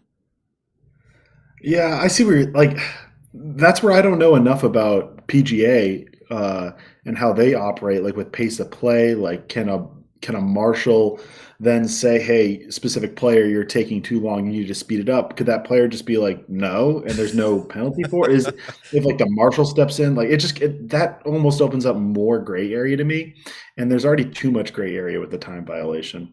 But I like one thing I do want to say is if you have a card where one person takes really long and one person goes really fast, the really fast player doesn't really affect the others, but the really slow person does. So like that's kind of the issue there. And I think you can make an argument on if it should be more than 30 seconds. Hey, should it be 45 seconds?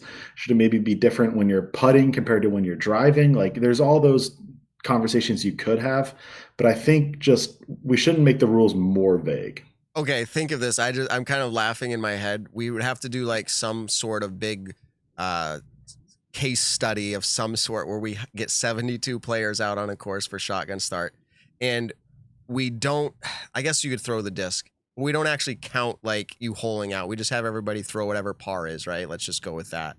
And then we just literally start a timer 30 seconds on every player, and we just move advance. After 30 seconds, move advance for the whole course and see how fast a round happens when you actually follow the 30-second rule. Like no deviation from it. Just start, stop, 30 seconds, move, throw your disc, whatever. And how much time do you think we're saving if we actually followed the 30-second rule? It's probably a lot at this point. And that's where I'm kind of going, if everybody is probably going 45 seconds to a minute, like it's realistically, that's probably the case. Can't we just make the rule that and say, listen, this is what it is. We're just going to start here. We'll go with the minute and we'll just move forward with that. Yeah, I'd say that's also a good solution. If people want more time, give them more time, but then that should be like the set, bar none. Like if you're going over that, then it's over. Like you said, a lot of people are taking more than 30 seconds. And I think it's just for the spectators themselves. I think people want to see good disc golf. They don't want to see fast disc golf. Yeah, fast disc golf. They want to see the best shots, the high intensity. No one wants to be on hole 18 having to get rushed to potentially win a major. But like people want that to build that suspension. I think it's pace of play is the answer, but maybe it's you get timed after you get a warning or something, or just increase the time limit. I'd say is I think the first option I said is a little too complicated, or just increase the time limit. And we'll just close that comment by saying this. I think, and this is silly, but take the average right now, or not the average, the general average for how long people are taking now. StatMando could do this. They could watch around and just time everybody and be like, hey, here's the average it takes for everyone to throw. And then we just go, listen, that's really what's happening on the course right now, rather than asking everybody to start speeding up and let's enforce that rule because it matters. Let's say what we currently have, I feel generally like we have a good product. So like, let's just go with that, make that the new standard. I'm not the PDGA. I'm not on the rules committee. It's not going to happen, but that's kind of my thought. The other thing, and getting ready to close out on this topic, and it's more for the audience to think about, the comment on, and maybe to chat about while we get ready to wrap up. Why does it seem, and StatMando, I don't know, Evan, if you have any stats on this, but why does it seem that Paul shows up mid-season with his strongest effort? And usually it's leading up to things like majors or worlds, but I feel like we see that fairly regularly. He comes into what we would call peak. And I don't know how you would look at that with stats, but like you'd have to start looking at like season, events, how many and what point, like does he play a better percentage? That's a lot of work.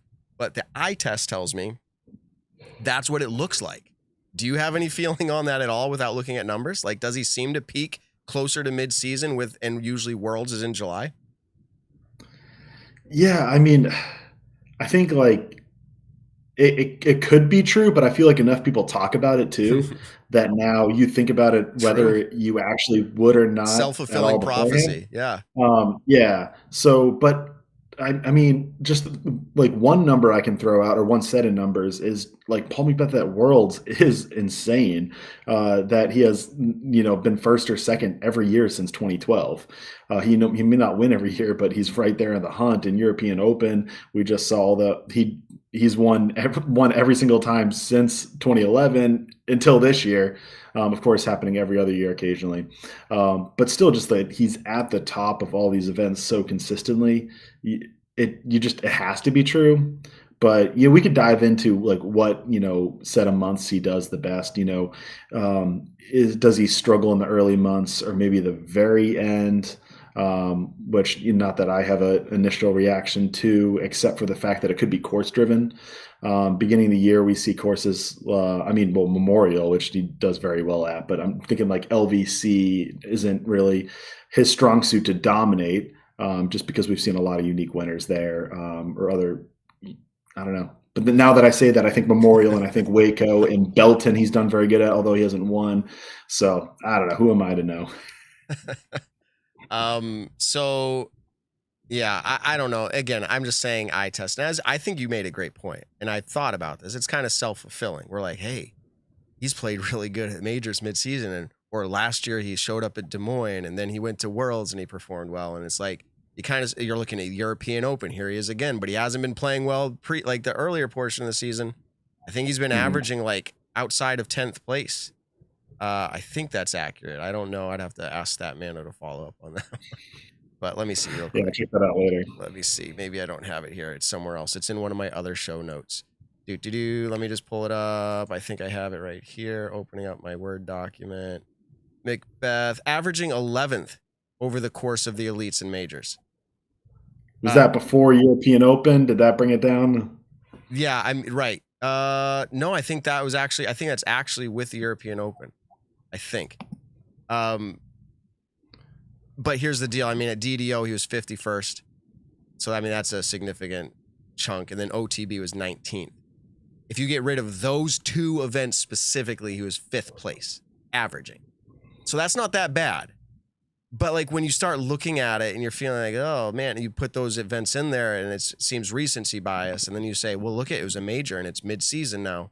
Like he did well, right? So is it that he shows up to majors?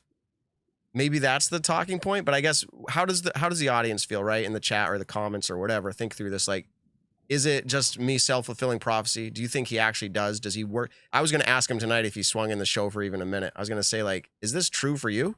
Like, are you trying to peak out right at this time of the year so you're ready? Are you holding back the rest of the season? I don't think that's the case. I don't think he's holding back. He's a competitor. But, like, it was a curiosity factor there. So, all right. We've taken enough of everybody's time. I know we're all here to do a show, but we still appreciate it. Ben, you coming in. Evan, you taking the time out there when you're out at DGLO land. Go catch up with your friends. Nick's already doing that with his friends in Discraft. We're over here hanging out in my basement. And, that's all I got tonight. I do want to say thank you once again to our presenting episode sponsor 100 of CosmicDiscGolf.com, CosmicDG.com, Cosmic Disc Golf being the awesome brand. The shirt I'm wearing, we love what they're doing. Check them out. Get their apparel, wear it, represent proudly disc golf. All right. I'm not here to say what Nick says. It's kind of weird. So, I mean, yeah, I guess I can. Ben will give it a go. That has been episode 100. Woo, woo, woo. Oh, And there it now, is again. All for right. a Nick and Matt show Whoa, exclusive. he's got an exclusive he's dropping for us. Oh, no. Just that it's episode 100. We appreciate the support, even though I've been here since episode maybe 70, 80. Anyways, Yeah, it feels like forever though. I can't remember before, February, Ben. January. So, yeah, what are you going to tell them? I mean, tell someone you tell someone. I was just going to say, tell someone you love them. That's about it. That's about it. All right, Ben, Evan, and Nick, if you're listening in, you're awesome. And we won't be here the coming week of DGLO or the week after. I apologize. Unless by some amazing situation, I get on my phone and we just say hi. But unless you want an intern Ben only show. People will say yes to that. So we'll see. We'll have to do an exclusive Patreon Ben only show. All right. Peace out, everybody. You guys are awesome. We'll catch up later. Have a good time out there and be safe, everybody. Until next time. Peace out. The Nick and Matt Show, a disc golf podcast designed for you, the disc golfer. Find the Nick and Matt Show on your favorite podcast platforms or join the conversation.